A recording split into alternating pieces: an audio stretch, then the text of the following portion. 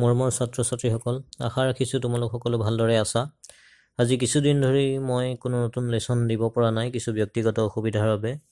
গতিকে আজি মই এটি নতুন লেচন বা পাঠ তোমালোকলৈ আগবঢ়াম। এইটো হৈছে ব্যাকৰণৰ এটি পাঠ, যিটো আমাৰ অতিকৈ গুৰুত্বপূৰ্ণ এটা পাঠ। অনুবাদ শিক্ষা বা ট্ৰেন্সলেশ্যন যিটো আমি কওঁ, অসমীয়াৰ পৰা সংস্কৃতলৈ অনুবাদ কৰা, অসমীয়া বা ইংৰাজীৰ পৰা আহে। এইটোত প্ৰায় 8 বা 10 নম্বৰ আহে। গতিকে এই বিষয়টোৰ ওপৰত আজি কিছু আলোচনা কৰিম। গতিকে এই অনুবাদ কৰিবলৈ হ'লে আমাক কিছুমান কথা বিশেষভাৱে আমি জানিব লাগিব ব্যাকৰণৰ। সংস্কৃতৰ কোনো এটা বাক্য অনুবাদ কৰিবলৈ হ'লে প্ৰথমতে কৰ্তা আৰু ক্ৰিয়াৰ সমন্বয়, এই কথাটো আমি জানিব লাগিব। কৰ্তা আৰু ক্ৰিয়াৰ মাজৰ যিটো সমন্বয় হয়, সেইটো জানিবৰ কাৰণে আমি কাৰক বিভক্তিৰ কিছু কথা জানিব লাগিব, ধাতুৰ ওপৰত কিছু কথা জানিব লাগিব। এতিয়া আমি আগতেই মই তোমালোকক শব্দৰ শিকাওঁতে কৈছিলোঁ, দেখুৱাই দিছিলোঁ শব্দৰ ওপৰত গঠনবোৰ কেনেকৈ হয়। গতিকে আজি আমি আকৌ অকণমান এটা অভ্যাস কৰি লওঁ, অনুবাদৰ ক্ষেত্ৰত আমাৰ অতি দৰকাৰ হয়। গতিকে আমি এটা আজি নৰ শব্দ, এই শব্দটোৰ ৰূপটো চাই লওঁ প্ৰথমতে কেনেকৈ হৈছে। যে স্বৰান্ত অৰ্থাৎ অকাৰান্ত পুলিংগ শব্দ, নৰ শব্দৰ ৰূপটো চোৱা তোমালোকে। ইয়াতে মই কিতাপৰ পৰাই দিছোঁ, কিতাপত এইটো আছে ব্যাকৰণ কিতাপত। ইয়াতে বিভক্তি দিয়া আছে, 7টা বিভক্তি আৰু এটা সম্বোধন। গতিকে এই বিভক্তিকেইটা যিকেইটা শ্বৰ্ট ফৰ্ম, সেইকেইটা আমি অসমীয়াত এনেকুৱা ধৰণৰ হয় যে প্ৰথমা এ ই এনেকুৱা ধৰণৰ হয়, দ্বিতীয়া ক অক, তৃতীয়া ৰে দি দ্বাৰা, চতুৰ্থী অক লৈ, পঞ্চমী পৰা, ষষ্ঠী ৰ, সপ্তমী ত, আৰু সম্বোধনত প্ৰথমা বিভক্তি হয়। গতিকে এনেকুৱা ধৰণৰ অসমীয়াত ৰূপ হয়। গতিকে সেইকেইটাই ইয়াত লাগিব। চোৱা কেনেকে প্ৰথমতে দেখুৱাইছোঁ। প্ৰথমা বিভক্তিত আছে নৰহ, নৰৌ, নৰাহা। অৰ্থাৎ নৰহ বুলি ক'লে আচলতে এজন মানুহে, নৰৌ বুলি ক'লে দুজন মানুহে, আৰু নৰাহা বুলি কওঁতে বহুবচনত মানুহবোৰে। ঠিক সেইদৰে দ্বিতীয় বিভক্তিত চোৱা, নৰম বুলি কওঁতে এজন মানুহক বা মানুহজনক, নৰৌ বুলি কওঁতে দুজন মানুহক বা মানুহ দুজনক, আৰু নৰাণ বুলি কওঁতে মানুহবোৰক। ইয়াতে চাবা কিন্তু প্ৰথম আৰু দ্বিতীয় দুইটাৰে দ্বিবচনত একেই আছে, নৰৌ নৰৌৱে আছে, কিন্তু দুইটাৰে মিনিং বা অৰ্থটো বেলেগ বেলেগ ধৰণৰ হয় বিভক্তি অনুসৰি। তৃতীয়াত চোৱা, নৰেণ নৰেণ বুলি কওঁতে এজন মানুহেৰে বা এজন মানুহৰ দ্বাৰা, যিটো শ্বৰ্ট ফৰ্মত ৰে দি দ্বাৰা বুলি কোৱা আছে, সেই তেনেকুৱা ধৰণৰ অৰ্থ হয়। নৰাভ্যাম বুলি ক'লে দুজন মানুহেৰে বা দুজন মানুহৰ দ্বাৰা। নৰৈহ বুলি কওঁতে মানুহবোৰেৰে বা মানুহবোৰৰ দ্বাৰা। চতুৰ্থী বিভক্তি চোৱা, নৰায় বুলি কওঁতে এজন মানুহলৈ বা মানুহজনলৈ। নৰাভ্যাম বুলি ক'লে দুজন মানুহলৈ বা মানুহজনলৈ। নৰেভ্যাহ বুলি কওঁতে মানুহবোৰলৈ। এতিয়া পঞ্চমী নৰাত, এজন মানুহৰ পৰা বা মানুহজনৰ পৰা। নৰাভ্যাম, দুজন মানুহৰ পৰা বা মানুহ দুজনৰ পৰা। নৰেভ্যাহ বুলি কওঁতে মানুহবোৰৰ পৰা, বহু বচন যিহেতু এইটো। ষষ্ঠীত হ'ব, ষষ্ঠী আমি ৰ পাইছিলোঁ। নৰস্য বুলি কওঁতে এজন মানুহৰ বা মানুহজনৰ। নৰয়হ বুলি কওঁতে দুজন মানুহৰ বা মানুহ দুজনৰ। নৰাণাম বুলি কওঁতে মানুহবোৰৰ।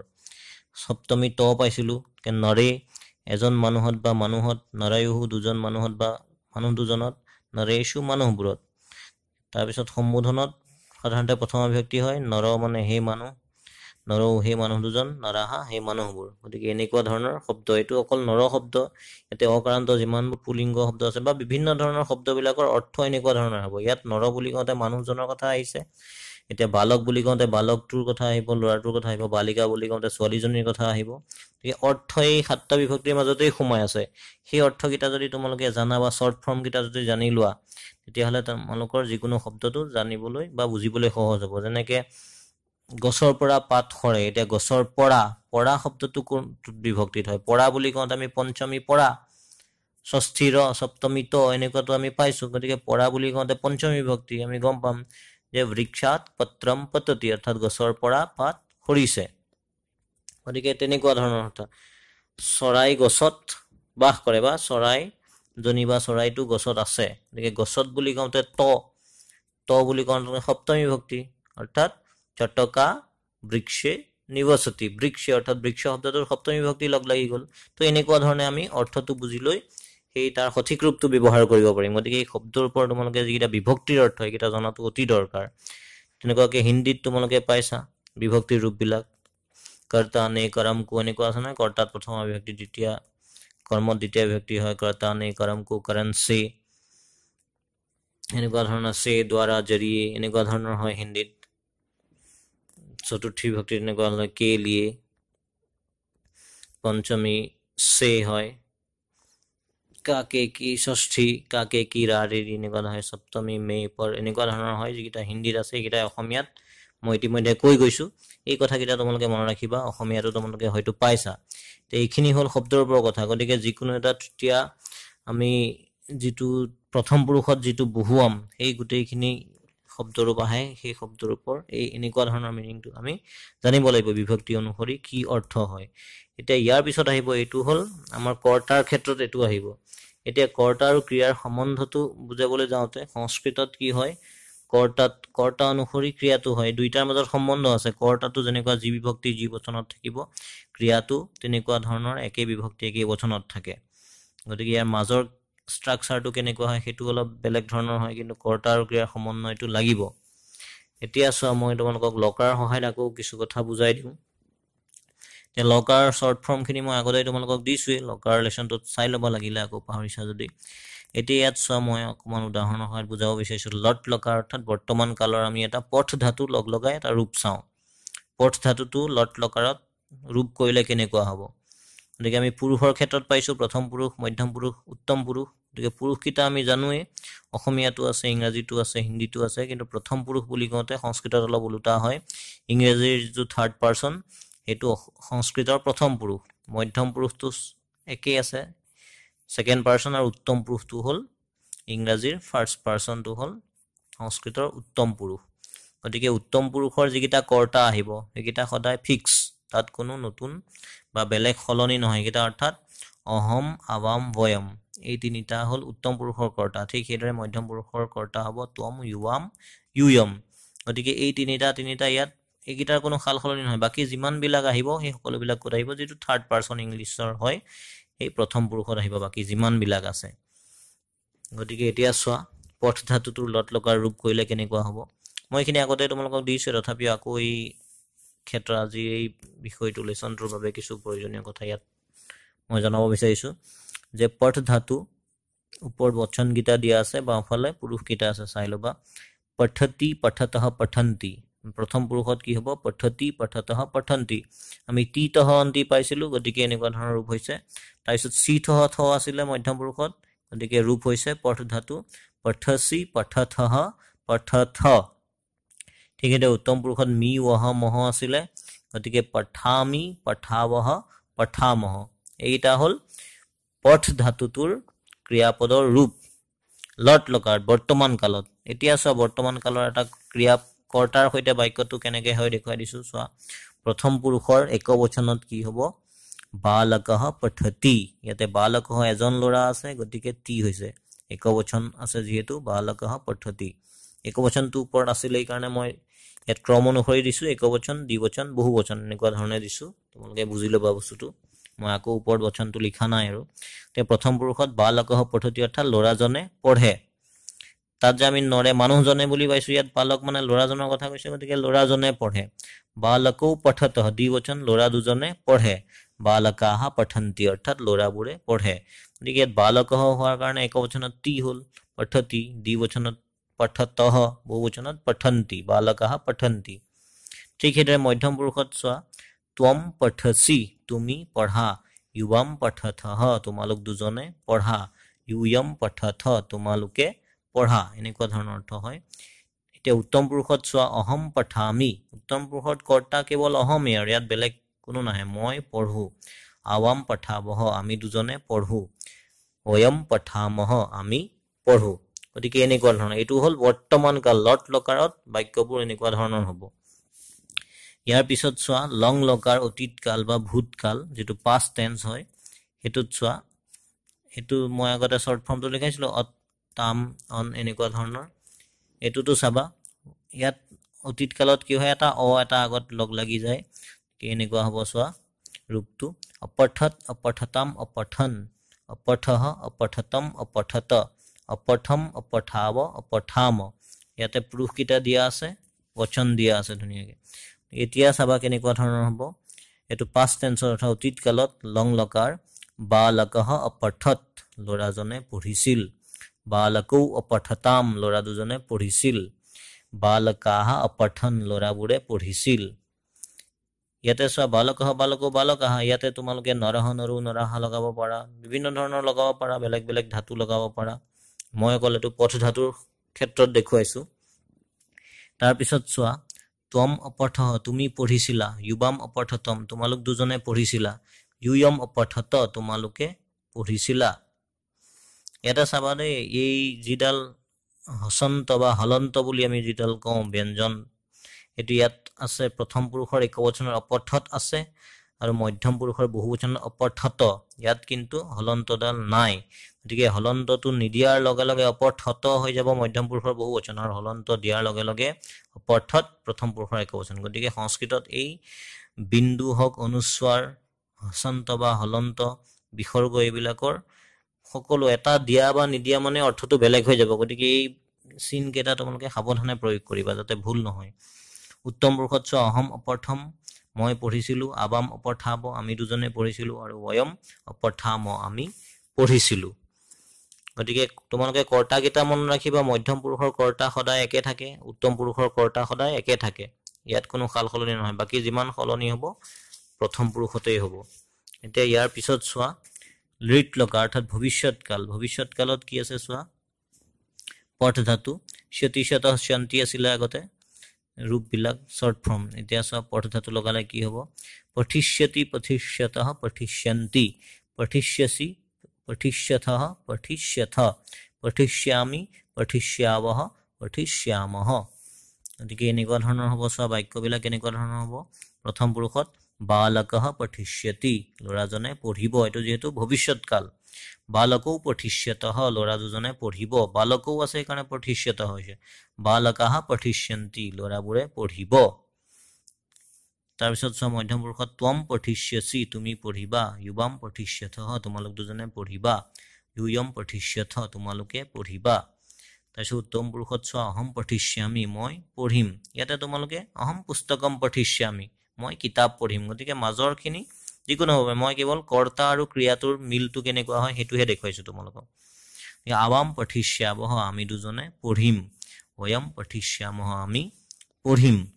এইটো হ'ল ভৱিষ্যৎকাল লৃট লকাৰ। তোমালোকে এনেকুৱা ধৰণৰ বিভিন্ন পথ ধাতুৰ সহায় দেখুৱাইছো মই, বেলেগ বেলেগ ধাতুৰ সহায় তোমালোকে এইটো বনাব পাৰিবা। এইটোতো যিটো মই আগতে দিছোঁ এই লকাৰৰ পাঠত, আকৌ এবাৰ তোমালোকক ট্ৰান্সলেশ্যনৰ কাৰণে মই কৈ আছোঁ। এতিয়া চোৱা লোট লকাৰ, অৰ্থাৎ আজ্ঞা বা আদেশাৰ্থক, তেতিয়া লোট লকাৰ হয়। যেনে এইফালে ইয়ালৈ আহা, তালৈ যোৱা, এইটো কৰা, এনেকুৱা ধৰণৰ যিটো আজ্ঞা আদেশ হয়, কিতাপখন লৈ অনা, এনেকুৱা ধৰণৰ। এতিয়া চোৱা ইয়াত পথ ধাতু এইটো লকাৰটো তাম অন্তু আমি পাইছিলোঁ আগতে। পঠতু পঠতাম পঠন্তু, পঠ পঠতম পঠত, পঠানি পঠাব পঠাম। ইয়াতে কেৱল অকণমান বেলেগ চোৱা, পঠানি ৱ ম আছে। আগতে আমি লট লকাৰত মি ৱহ মহ আছিলে, ইয়াত কিন্তু নি ৱ ম, এনেকুৱা অকণমান বেলেগ বেলেগ আছে। এতিয়া চোৱা বাক্যত বালকঃ পঠতু, অৰ্থাৎ ল'ৰাজনে পঢ়ক, বালকৌ পঠতাম, ল'ৰা দুজনে পঢ়ক, বালকাঃ পঠন্তু, ল'ৰাবোৰে পঢ়ক, অৰ্থাৎ ল'ৰাবোৰে পঢ়ক, এটা আদেশ দিছে, আজ্ঞা দিছে। ত্বম পঠ, তুমি পঢ়া, যুৱাম পঠতম, তোমালোক দুজনে পঢ়া, য়ুয়ম পঠত, তোমালোকে পঢ়া। যেতিয়া আদেশ দিব যে তোমালোকে পঢ়া, তুমি পঢ়া, ত্বম পঠ, এনেকুৱা ধৰণৰ। অহম পঠানি, এইটো চাবা অহম পঠামি মানে মই পঢ়ো, অহম পঠানি মই পঢ়ো, কিন্তু ইয়াত এটা চোৱা চিন এটা আছে, প্ৰশ্নবোধক চিন, বা মই নিজকে যেতিয়া আজ্ঞা আদেশ দিছোঁ, মই পঢ়ো নেকি, এনেকুৱা ধৰণৰ অৰ্থ বুজায় এইটো।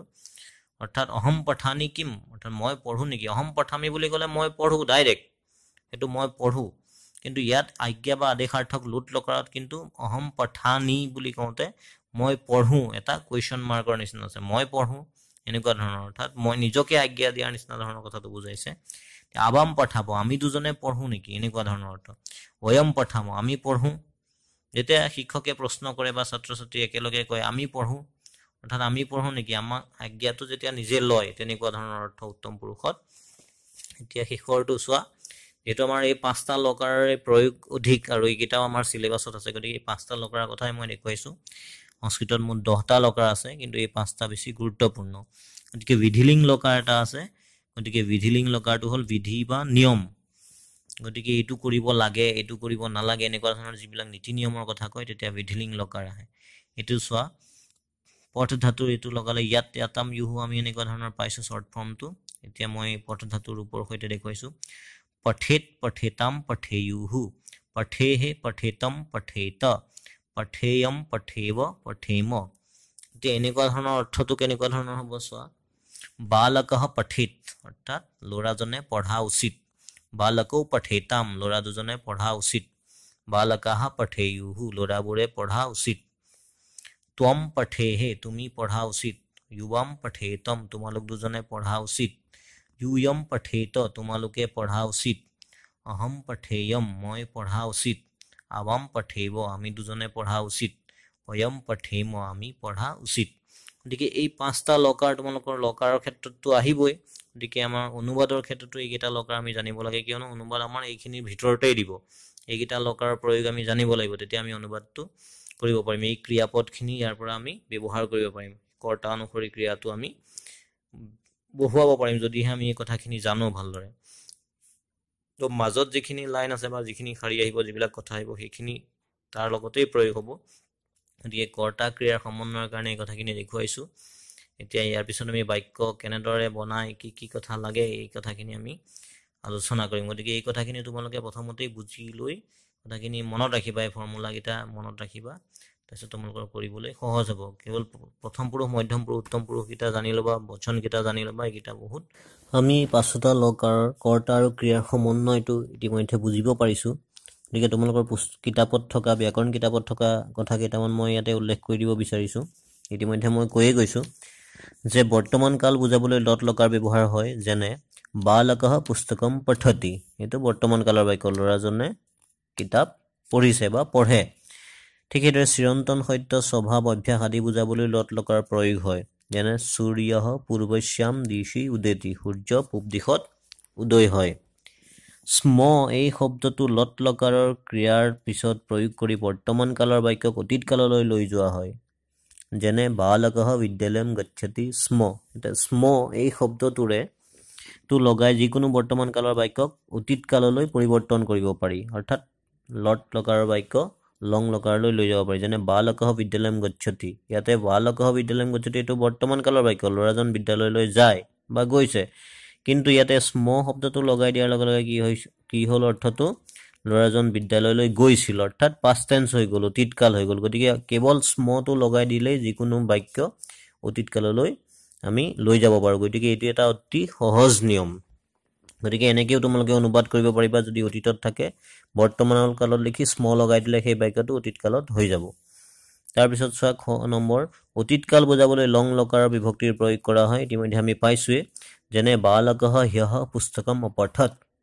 ল'ৰাজনে হ্যঃ মানে যোৱাকালি পুস্তকম কিতাপ পঢ়িছিল অপঠত মানে পঢ়িছিল ভৱিষ্যৎকাল বুজাবলৈ ধাতুৰ পিছত ঋত লকাৰ প্ৰয়োগ কৰা হয় যেনে বালকঃ স্বঃ বিদ্যালয়ম গমিষ্যতি ল'ৰাজনে কাইলৈ বিদ্যালয়লৈ যাব স্বঃ মানে অহাকালি টুমৰু তাৰপিছত চোৱা আশীৰ্বাদ অনুৰোধ আদেশ আজ্ঞা আদি অৰ্থত লোট লকাৰ প্ৰয়োগ কৰা হয় যেনে ত্বম শীঘ্ৰম কুৰু তুমি সোনকালে কৰা এইটো এটা আদেশ বা অনুৰোধ এনেকুৱা ধৰণৰ বাক্য তাৰপিছত ইচ্ছা অৰ্থবোধক ধাতু অথবা উচিত অৰ্থাৎ বিধিলিং লকাৰ প্ৰয়োগ কৰা হয় আমি পাই আহিছোঁ অলপ আগত যেনে আচ্ছা ইচ্ছা অৰ্থবোধক বা উচিত অৰ্থত এই লকাৰ প্ৰয়োগ অহম ইচ্ছামি ভৱান গচ্ছেত অহম ইচ্ছামি মানে মই ইচ্ছা কৰোঁ যে ভৱান গচ্ছেত আপুনি যাওক অৰ্থাৎ আপুনি যোৱা উচিত তাৰমানে বালকঃ পুস্তকম পঠেত ল'ৰাজনে কিতাপ পঢ়ক বা পঢ়া উচিত এনেকুৱা ধৰণৰ অৰ্থ গতিকে এইকেইটা আমি পাইছোঁৱেই গতিকে এই কৰ্তা ক্ৰিয়াৰ সমন্বয় আৰু এই পাঁচোটা লকাৰ আমাৰ যিহেতু এই পাঁচোটা লকাৰৰ ভিতৰতেই আমাৰ সকলোবোৰ বাক্য আহিব গতিকে এই পাঁচোটা লকাৰ তোমালোকে অলপমান বুজি ল'লে তোমালোকৰ সহজ হ'ব বাক্য ৰচনা কৰা আমি কেইটামান সাধাৰণ বাক্য চাওঁ বিভিন্ন বিভক্তিৰ কেনেধৰণে বাক্যবোৰ হৈছে চোৱা ল'ৰাবোৰে খেলিছে এতিয়া ল'ৰাবোৰে বুলি কওঁতে আমি গম পাইছোঁ যে বহু বচন আছে গতিকে আমি ল'ৰাৰ বহু বচনটো জানো বালকাহা এইটো যিহেতু প্ৰথম বিভক্তিতে আছে ল'ৰাবোৰে ইতিমধ্যে বিভক্তিৰ চিনসমূহ তোমালোকক মই কৈয়ে দিছোঁ গতিকে সেই চিনখিনিৰ সৈতে অলপ বস্তুটো মিলাই ল'বা তোমালোকে যে বালকাহা খেলিছে খেলাৰ সংস্কৃত হ'ল ক্ৰীড়িত ধাতু ক্ৰীড়তি ক্ৰীড়তঃ ক্ৰীড়ন্তি এনেকুৱা হয় এজনে যদি খেলে ক্ৰীড়তি ইয়াতে বালকাহা আছে গতিকে কি হ'ব অন্তি লাগিব বৰ্তমান কালতে আছে যিহেতু ক্ৰীড়ন্তি তাত বালকাহা ক্ৰীড়ন্তি তে তুমি যোৱা বা গৈছা, তে তুমি বুলি কওঁতে ইয়াতে মধ্যম পুৰুষ আহিল, মধ্যম পুৰুষত ত্বম, ত্বম বুলি কোৱাৰ লগে লগে চি হয়, আমি জানো ত্বম গচ্ছসি। বা ল'ৰাজন গৈছে, বালকঃ গচ্ছতি, একবচন আছে গতিকে তি হৈছে, বালকঃ গচ্ছতি। তেওঁ ফল খায়, সহ, তেওঁতো আমি সংস্কৃত, তেওঁৰ সংস্কৃত হ'ল সহ, পুংলিংগত এইটো, ফলম খাদতি, ফল খায়, ফলত দ্বিতীয় বিভক্তি হৈছে, গতিকে কৰ্তা আৰু ক্ৰিয়াত একেধৰণে হ'ব। কৰ্তাটো যদি প্ৰথম একবচন আছে, ক্ৰিয়াটো সেই একবচনতে ৰূপ হ'ব। মোহন বিদ্যালয়লৈ যায়, ইয়াতে মোহন, মোহনঃ বিদ্যালয়লৈ, বিদ্যালয়ম দ্বিতীয় বিভক্তি গচ্ছতি, মোহনঃ এজন আছে গতিকে গচ্ছতি একবচন, মোহনঃ গচ্ছতি, মোহনঃ কুত্ৰ গচ্ছতি যদি আমি প্ৰশ্ন কৰোঁ, মোহনঃ বিদ্যালয়ম গচ্ছতি, মোহন বিদ্যালয়লৈ যায়।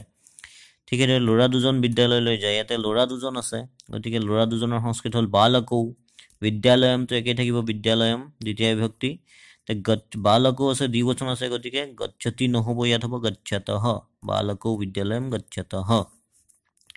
তাৰপিছত চোৱা, ছাত্ৰজনে কলমেৰে লিখিছে, ইয়াতে কলমেৰে অৰ্থাৎ কলমৰ সহায়েৰে ৰে দি দ্বাৰা তৃতীয় বিভক্তি আমি পাইছিলোঁ, গতিকে ইয়াত তৃতীয় লগাব লাগিব, ছাত্ৰঃ কলমেন লিখতি, তৃতীয় কলম শব্দৰ তৃতীয় একবচন কলমেন লিখতি। ছাত্ৰজনে কলমেৰে পত্ৰ লিখিছে, এতিয়া যদি আমি কলমেৰে কি লিখিছে, পত্ৰ লিখিছে, আৰু এটা শব্দ লগাই দিওঁ, ছাত্ৰঃ কলমেন পত্ৰম লিখতি। এতিয়া চোৱা, মই পঢ়িবলৈ বিদ্যালয়লৈ যাওঁ, পঢ়িবলৈ বা মই পঢ়াৰ বাবে বিদ্যালয়লৈ যাওঁ। তাৰপিছত অহম পঠনায় চতুৰ্থী বিভক্তি, বা পঠনাৰ্থম বুলিও আমি ক'ব পাৰি, একেটা অৰ্থ, পঢ়িবলৈ, পঢ়িবৰ বাবে, বিদ্যালয়ম গচ্ছামি, অহম হৈছে এইকাৰণে মি হৈছে। ৰজাই ব্ৰাহ্মণক বা ব্ৰাহ্মণলৈ ধন দিছে, ৰাজা ব্ৰাহ্মণায় ধনম দদাতি। এইবোৰ সকলোবোৰ বৰ্তমান কালৰ বাক্যই মই কৈ আছোঁ, ভৱিষ্যত কাল বা অতীত কালৰ বাক্যসমূহ তোমালোকে লকাৰকেইটা চাই ল'লে তেনেধৰণে বনাব পাৰিবা, বিশেষ অসুবিধা নাই, গাঁথনিটো তোমালোকে চাই ল'বা। ইয়াতে চোৱা, গছৰ পৰা পাত সৰিছে বা পৰিছে, এতিয়া গছৰ পৰা, পৰাটো আমি কোনটো বিভক্তি, পঞ্চমী বিভক্তি, পঞ্চমী পৰা, গতিকে গছৰ পৰা, গছ মানে বৃক্ষ, ইয়াত পঞ্চমী বিভক্তি লগাব লাগিব, গতিকে বৃক্ষ শব্দৰ পঞ্চমী বিভক্তি কেনেকুৱা হ'ব, বৃক্ষ, অৰ্থাৎ নৰ শব্দৰ নিচিনাই অকাৰান্ত পুংলিংগ শব্দ, গতিকে নৰাত পঞ্চমী বিভক্তি, গতিকে বৃক্ষাত, পত্ৰম পততি, গছৰ পৰা পাত সৰিছে। এইটো যদি আমি পাষ্ট টেন্সৰ অতীতত লৈ যাওঁ, লং লকাৰত আমি পাইছিলোঁ ৰূপকেইটা আগৰ চাই ল'বা, পত্ৰম অপতত হৈ যাব, পৰিছিল, এনেকুৱা ধৰণৰ। ল'ৰাজন বিদ্যালয়ৰ পৰা আহিছে, গতিকে বিদ্যালয়ৰ পৰা পঞ্চমী বিভক্তি, বিদ্যালয়াত, বালকঃ বিদ্যালয়াত আগচ্ছতি, গচ্ছতি মানে যোৱা, আগচ্ছতি মানে অহা। ছোৱালীজনীৰ ভায়েক বিদ্যালয়লৈ গৈছে বা যায়, ছোৱালীজনীৰ ভায়েক, ছোৱালীজনীৰ, এতিয়া ৰ আছে গতিকে ষষ্ঠী বিভক্তিত আমি ৰ পাইছিলোঁ, ষষ্ঠী ৰ, গতিকে বালিকা, তাত ষষ্ঠী বিভক্তি লাগিব, বালিকা ষষ্ঠী বিভক্তি কি হ'ব, বালিকায়াহা, তোমালোকে শব্দৰূপবিলাক চাবা এবাৰ, বালিকায়াহা, ভায়েকক ভ্ৰাতা বুলিও ক'ব পাৰি, অনুজহ বুলি ক'ব পাৰি, অগ্ৰজহ বুলি যদি আমি কওঁ তেনেহ'লে ককায়েকক বুজাব, বিদ্যালয়ম গচ্ছতি। গতিকে ইয়াত চাবা ষষ্ঠী বিভক্তি যিটো সম্বন্ধ হয় সংস্কৃতত, যিটো এইটো ষষ্ঠী বিভক্তিৰ সম্বন্ধ কাৰকটো সংস্কৃতত নাই বুলি কয়, কিয়নো বালিকায়াহা ভ্ৰাতা বুলি কওঁতে, এতিয়া গচ্ছতি বুলি কওঁতে, গচ্ছতি আচলতে কৰ্তা হৈছে ভ্ৰাতা বা অনুজ অগ্ৰজ যিটো আছে, তেওঁ হ'ল কৰ্তা আৰু গচ্ছতি হ'ল সেই ভ্ৰাতা অনুজ, এই পদটোৰ ক্ৰিয়াপদ, বালিকাৰ লগত এই ক্ৰিয়াটোৰ সম্পৰ্ক নাই, গতিকে সেইকাৰণে এইটো সম্বন্ধটো মানে ডাইৰেক্ট নাই বাবে ইয়াক কাৰকত নধৰে সংস্কৃতত। গতিকে বালিকা অৰ্থাৎ ছোৱালীজনীৰ ভায়েক বা ককায়েক বিদ্যালয়লৈ যায়। এতিয়া চোৱা, ৰামৰ দেউতা গাঁৱলৈ গৈছে, এতিয়া ৰামস্য, ৰামৰ ৰ ষষ্ঠী বিভক্তি, গতিকে ৰাম শব্দৰ ষষ্ঠী বিভক্তি নৰ শব্দৰ নিচিনাই, গতিকে নৰস্য বা ৰামস্য পিতা গ্ৰামম গচ্ছতি, গতিকে ৰামটো যোৱা নাই গাঁৱলৈ, ৰামস্য পিতা, ৰামৰ দেউতাকহে গৈছে, গতিকে গচ্ছতি ক্ৰিয়াৰ সৈতে সম্বন্ধ আছে পিতা শব্দটোৰে, ৰামৰ সৈতে নাই, সেইকাৰণে এইটোক সংস্কৃতত কাৰকত নধৰে।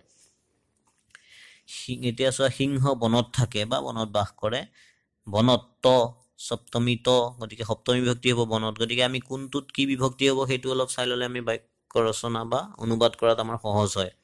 সিংহ বনত মানে আমি জানো বন, গতিকে বনেই সপ্তমী বিভক্তি বসতি, বনেই বসতি, সিংহ বনেই বসতি। মাছবোৰ পানীত থাকে, মৎস্যাহা, মাছবোৰ, মৎস্যাহা জলে, পানীত ত সপ্তমী বিভক্তি, জলে তিষ্ঠন্তি মানে থাকে, বা সন্তি মানে আছে বা থাকে, একেই কথা, বহু বচনত আছে সেইকাৰণে অন্তি লাগিছে শেষত। এই সকলোবোৰ বৰ্তমান কালৰ বাক্য, বাকী বেলেগ লকাৰ তোমালোকে নিজেই কৰিব পাৰিবা এতিয়া আমি যদি সম্বোধন এটা চাওঁ হেৰা ছোৱালী দুজনী তোমালোক দুজনী কলৈ যোৱা আমি যেতিয়া কাবাক মাতো হেৰা তোমালোক কলৈ যোৱা তুমি ক'ত যোৱা এনেকুৱা ধৰণৰ হেৰা ছোৱালীজনী বুলি কওঁতে হেই বালিকে দ্বিবচনত আছে যুৱাম কুত্ৰ গচ্ছত তোমালোক দুজনী কলৈ যোৱা এতিয়া বেলেগ এটা বাক্য চোৱা মোহনৰ সৈতে তেওঁলোক সকলো বাছেৰে বিদ্যালয়লৈ যায় এতিয়া আমি ইয়াতে বাক্যটো কেনেকৈ বনাম এতিয়া ইয়াতে কৰ্তা আৰু ক্ৰিয়াটো চোৱা কৰ্তা তেওঁলোক যায় মোহনৰ সৈতে আছে গতিকে কোন যায় বিদ্যালয়লৈ তেওঁলোক যায় গতিকে এতিয়া চোৱা ইয়াতে মোহনৰ সৈতে আছে মোহনৰ বুলি কওঁতে ৰ আছে গতিকে ৰ হ'লে ষষ্ঠী বিভক্তি হ'ব লাগে কিন্তু ইয়াত মোহনৰ সৈতে বুলি দিছে নহয় মোহনৰ সৈতে বুলি কোৱাৰ লগে লগে মোহনৰ সৈতে তেতিয়াহ'লে ইয়াত ষষ্ঠী নহ'ব ষষ্ঠীত সহ শব্দ এটা লাগিব মোহনেন সহ সহ শব্দ থাকিলে তৃতীয় বিভক্তি হয় গতিকে মোহনেন সহ তেওঁলোকটো বহুবচন আছে তে বাছ জানেৰে তেওঁলোক সকলো মানে বহুবচনত তে বসয়ানেন এইটো তৃতীয় বিভক্তি বাছেৰে কৈছে ৰে দি দ্বাৰা তৃতীয় বসয়ানেন বিদ্যালয়ম গচ্ছন্তি তে আছে বহুবচন গতিকে কাৰণে গচ্ছন্তি হৈছে গতিকে এনেকুৱা ধৰণৰ তোমালোকে বাক্যৰ গাঁথনিবোৰ চাবা কেনেধৰণে হৈছে শব্দখিনিৰ লগত কোন বিভক্তিত কি আছে তোমালোকে মিলাই ল'লে ভালদৰে কৰিব তোমালোকৰ ব্যাকৰণ কিতাপৰ অনুশীলনীত থকা কেইটামান অনুবাদ মই কৰি দিছোঁ তোমালোকে এবাৰ চাই ল'বা মোৰ নাম ৰমেশ মম নাম ৰমেশঃ মই নগৰত বাস কৰোঁ অহম নগৰে নিবসামি কোনো এখন গাঁৱত কালকেতু নামৰ এজন ব্যাধ আছিল চাবা এইটো পাষ্ট টেন্স আছে কোনো এখন গাঁৱত মানে কস্মিঞ্চিত গ্ৰামে কালকেতু নাম একঃ ব্যাধঃ আছিত মানে আছিল আমাৰ দেশখনৰ নাম ভাৰতবৰ্ষ আমাৰ বুলি কওঁতে ষষ্ঠী বিভক্তি অস্মৎ শব্দৰ अस्माकं देशस्य नाम भारतवर्षः এই ঠাইত বহুকেইজন ব্ৰাহ্মণে বাস কৰে এই ঠাইত বুলি কওঁতে অস্মিন স্থানে বহৱাহ ব্ৰাহ্মণাः নিবসন্তি বাস কৰে তেওঁলোক কাইলৈ দিল্লীলৈ যাব এইটো ভৱিষ্যৎকালৰ বাক্য তেওঁলোক গতিকে বহুবচন আছে তে কাইলৈ অহাকালি মানে তুমুৰু স্বহ দেহল্যাম বা দিল্লীম বুলি ক'ব পাৰোঁ আমি গমিষ্যন্তি বহুবচনত হৈছে গমিষ্যন্তি কেতিয়াও ধনক লৈ গৌৰৱ নকৰিবা কদাপি ধন গৌৰৱম মা কুৰু কদাপি মানে কেতিয়াও ধন গৌৰৱম মানে ধনৰ গৌৰৱ মা মানে নালাগে নিগেটিভ কুৰু মানে কৰিব লাগে কুৰু মানে কৰা মা কুৰু মানে নকৰিবা ভাৰতবৰ্ষৰ মাতৃভাষা সংস্কৃত হোৱা উচিত এইটো চাবা সংস্কৃত হোৱা উচিত এইটো আমি কি লকাৰ কোনটো লকাৰ পাইছিলোঁ চাবা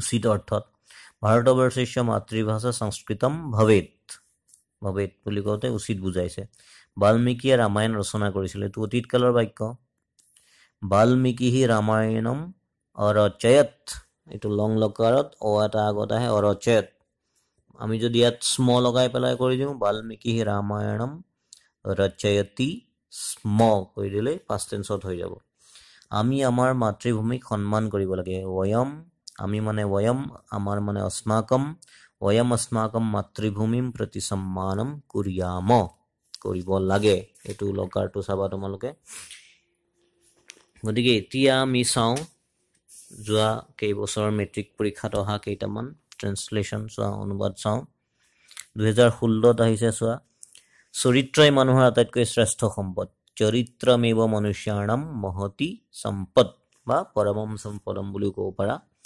এলাহেই মানুহৰ প্ৰধান শত্ৰু আলস্যম হি মনুষ্যাণম মহান ৰিপুহু ৰিপু মানে শত্ৰু বিদ্যাৰ সমান সম্পদ নাই সম্পদটোক আমি ধন হিচাপেও ক'ব পাৰোঁ বিদ্যায়াহ সমানম ধনম নাস্তি বাগিচাত ফুলবোৰ ফুলি আছে বাটিকায়াম পুষ্পাণি বিকশন্তি বা বাটিকায়াম বুলি নকৈ উদ্যানে পুষ্পাণি বিকশন্তি বুলিও ক'ব পাৰা তোমাৰ নাম কি তুমি কোন শ্ৰেণীত পঢ়া তৱ নাম কিম ত্বম কস্যাম কক্ষায়াম পঠসি আমি গছ কটা উচিত নহয় বয়ম বৃক্ষান ন চিদ্যেম এইটো উচিত নহয় এইটো লকাৰটো বিধি নিয়ম এনেকুৱা ধৰণৰ বুজাইছে চাই ল'বা বিদ্যা 2017ত আহিছে বিদ্যাই হৈছে মানুহৰ প্ৰকৃত সৌন্দৰ্য বিদ্যা হি মনুষ্যাণম প্ৰকৃত সৌন্দৰ্যম হঠাতে কোনো কাম কৰা উচিত নহয় সহসা কিমপি ন কুৰ্যাত সহসা মানে হঠাতে সাহসী মানুহে মৃত্যুলৈ ভয় নকৰে সাহসিকো নৰহ মৰণাত ন বিভেতি ধনক লৈ গৰ্ব নকৰিবা মা কুৰু ধন গৰ্বম এইটো মা কুৰু মানে কৰিব নালাগে বিপদৰ বন্ধুৱে প্ৰকৃত বন্ধু বিপত্যাহ মিত্ৰমেব প্ৰকৃত মিত্ৰম বিপদৰ ষষ্ঠী ভক্তি আছে বিপদটোক আমি বিপত্তি বুলিও ক'ব পাৰোঁ গতিকে বিপত্যাহ নদী শব্দৰ নিচিনা তুমি ঘৰলৈ কেতিয়া যাবা ত্বম গৃহম কদা গমিষ্যসি কদা মানে কেতিয়া গমিষ্যসি ত্বম আছে গতিকে চি হৈছে 2018 আহিছে চোৱা ল'ৰা ছোৱালীবিলাকে খেলপথাৰত খেলি আছে বালকাহ তথা বালিকাহ ক্ৰীড়াংগনে ক্ৰীড়ন্তি ল'ৰা ছোৱালী দুইটাৰ কথা কৈছে সেইকাৰণে বালকাহ তথা বালিকাহ বুলি কোৱা হৈছে তুমি কোন শ্ৰেণীত অধ্যয়ন কৰা ত্বম কস্যাম কক্ষায়াম পঠসি বা অধ্যয়নম কৰোষি ত্বম আছে চি হৈছে ৰামে লংকাৰ ৰজা ৰাৱণক নিহত কৰিছিলে অৰ্থাৎ হত্যা কৰিছিলে ৰামঃ লংকাধিপতি ৰাৱণম হতৱান এইটো ওৱান অক্টোবৰটো প্ৰত্যয় যোগ হৈছে পৰিশ্ৰম অবিহনে কোনো কাৰ্য সাধন নহয় পৰিশ্ৰমম বিনা কিমপি কাৰ্যম ন সিদ্ধ্যতি মই কাইলৈ দিল্লীলৈ যাম এইটো একেধৰণৰ অহম স্বহ দেহল্যাম গমিষ্যামি তেওঁ আচাৰ্যৰ পৰা উপদেশ গ্ৰহণ কৰিছে সহ আচাৰ্যাত উপদেশম স্বীকৰোতি মানে গ্ৰহণ কৰিছে স্বীকাৰ কৰিছে বা গৃহণাতি 2019 চোৱা বিদ্যালয়খনৰ চাৰিওফালে এখন সুন্দৰ ফুলনি আছে বিদ্যালয়ম পৰিতঃ চাৰিওফালে সংস্কৃতত পৰিতঃ বুলি কোৱা হয় বিদ্যালয়তে পৰিতঃ থাকিলে তৃতীয় বিভক্তি লাগে বিদ্যালয়ম পৰিতঃ একম সুন্দৰম উপবনম অস্তি একম সুন্দৰম উপবনম উপবনম নপুংসকলিংগত আছে কাৰণে সুন্দৰম হৈছে একম হৈছে অস্তি আছে একবচনত কালিদাস নামৰ এজন কবি আছিল কালিদাসো নাম একহ কবি আছিল পাষ্ট টেন্স তোমাৰ নাম কি তুমি ক'ত বাস কৰা তব নাম কিম ত্বম কুত্ৰ নিবসসি তুমি ক'ত নিবাস কৰা বা বাস কৰা ছোৱালী দুজনী কাইলৈ দিল্লীলৈ যাব এতিয়া ছোৱালী দুজনী সংস্কৃত আমি চাম বালিকে বুলি কওঁতে দুয়ে বালিকে লগাব পৰা বা বালিকে বুলি কওঁতে ছোৱালী দুজনীয়ে বুজায় দ্বিবচনত আছে যিহেতু স্বহ দেহল্যাম গমিষ্যতঃ দ্বিবচন আছে গতিকে ইয়াতো দ্বিবচন লাগিব গমিষ্যতঃ ছাত্ৰসকলে শিক্ষকক প্ৰশ্ন সুধিবলৈ ইচ্ছা কৰিছে ছাত্ৰঃ শিক্ষকম প্ৰশ্নম প্ৰষ্টুম ইচ্ছন্তি বহুবচন আছে তোমালোকে অনৰ্থক সময় নষ্ট নকৰিবা ইউয়ম বিনা কাৰণেন সময়ম নষ্টম ন কুৰুত 2020 চোৱা মহাকবি কালিদাস উজ্জয়িনীত বাস কৰিছিল মহাকবি কালিদাস উজ্জয়িন্যাম প্ৰতিবসতি স্ম এইটো বৰ্তমান কালৰ বাক্য আমি স্ম লগাই দিয়াৰ লগে লগে অতীত কাললৈ পৰিৱৰ্তন হৈ গ'ল পৃথিৱীত বহুত সুন্দৰ বস্তু আছে পৃথিৱ্যাম বহুনি সুন্দৰাণি বস্তুনি সন্তি কাইলৈ ইয়াত এখন সভা হ'ব কাইলৈ স্বহ অত্ৰ একাম সভাম ভৱিষ্যতি বিদ্যা হৈছে মানুহৰ প্ৰকৃত সৌন্দৰ্য বিদ্যা এব মনুষ্যাণম বাস্তৱিকী আভা তুমি কোন শ্ৰেণীত পঢ়া এইটো আগতেও আহিছে তম কস্যাম শ্ৰেণ্যাম পঠসি পৰিশ্ৰম অবিহনে কোনো কাৰ্য সাধন নহয় পৰিশ্ৰমম বিনা কিমপি কাৰ্যম ন সিদ্ধ্যতি এইখিনি 2020 আহিছে গতিকে বিগত 5 বছৰৰ মই মেট্ৰিকত অহা প্ৰশ্ন এই অনুবাদ কেইটা মই তোমালোকক কৰি দিলোঁ ইয়াত তোমালোকে অলপ অভ্যাস কৰিবা ব্যাকৰণ কিতাপতো কিছু নিয়ম আছে তোমালোকে চাবা গতিকে আশা ৰাখিছোঁ সকলোৱে অলপ অভ্যাস কৰিলে অনুবাদখিনি পাৰিবা ভাল নম্বৰ পাবলৈ সক্ষম হ'বা গতিকে এতিয়া আজি এই লেচনটো পাঠটো আমি ইয়াতে সামৰিছোঁ আকৌ বেলেগ পাঠ আৰম্ভ কৰিম ইয়াৰ পিছত